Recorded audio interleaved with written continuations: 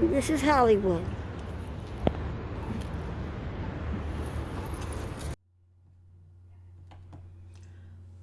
The Pantages was the United States' first Art Deco theater, completed in June of 1930. No expense was spared on the opulent interior. For a time, the theater was owned by Howard Hughes, who maintained his personal offices above the theater. In the heart of Hollywood, on Hollywood Boulevard, right down the block from Vine Street, stands the Hollywood Pantages Theatre. It is a fitting location. The Pantages has become one of the greatest landmarks of Hollywood, signifying both the glorious past and the adventurous future of the world's entertainment capital. Hollywood Pantages has a history as a grand and diverse as a stage and screen fair which audiences have flocked to enjoy there for half a century. These days, it's one of Los Angeles' leading homes of legitimate theater. The 5 highest grossing weeks in LA's theatrical history were all shows at the Pantages, and a favorite location for TV shows, movies, and music videos. In the past, it has been a movie house with live vaudeville acts between features, as well as a site of many gala premieres and spectaculars. For 10 years, the Hollywood Pantages Theatre was the home of the glittering Academy Awards presentation.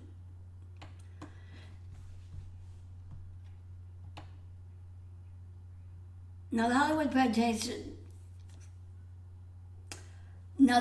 Pantages was primarily a movie house for several decades.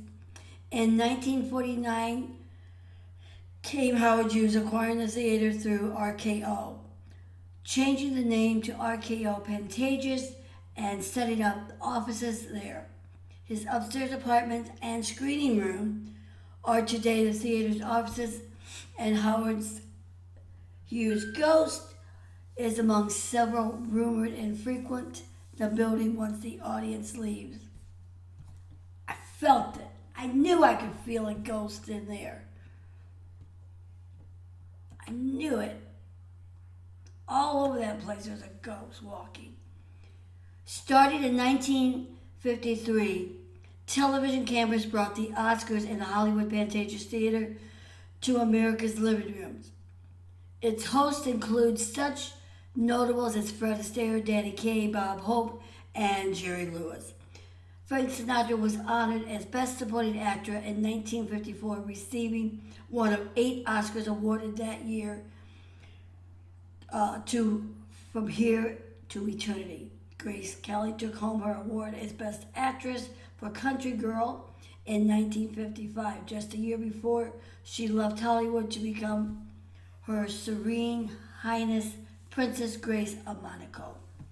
Now, the Pacific Theaters bought the Hollywood Pantages from RKO in December of 1967, leading to a refurbishment and reopening of the theater sections closed down during the Hughes reign. The much anticipated Music Center raised nearly $400,000 there in 1963 at a $250 per seat premiere of Cleopatra. In 1977, the Nylander organization came in as Pacific's partner and gave the Hollywood Pantages another overhaul before reopening it as a legitimate theater with bubbling brown sugar in February 1977. When the Nylander organization heard that the Walt Disney Company was seeking a home for its Los Angeles production of The Lion King, Chairman James M. Nylander locked up a Pantages booking by agreeing to a substantial renovation. It was time to thought Nylander to get the theater looking more like it did in 1930s. The theater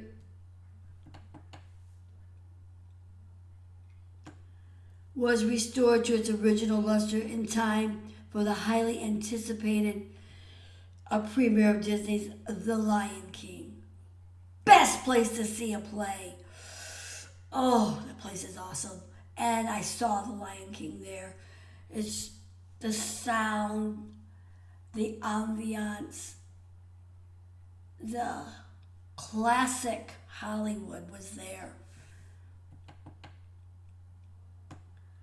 While the use of the Hollywood Pantages Theatre may have changed over the years, the theater does not appear all that different today. After several touch-ups over the years, the Hollywood Boulevard showplace was renovated at the turn of the 21st century to recapture its 1930s look and luxury.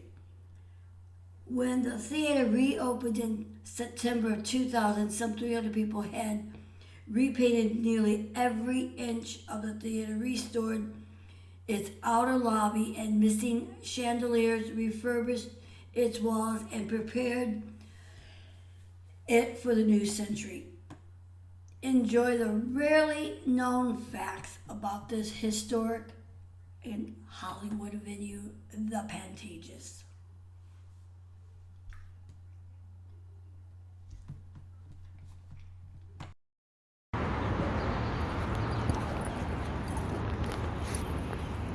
This is Hollywood.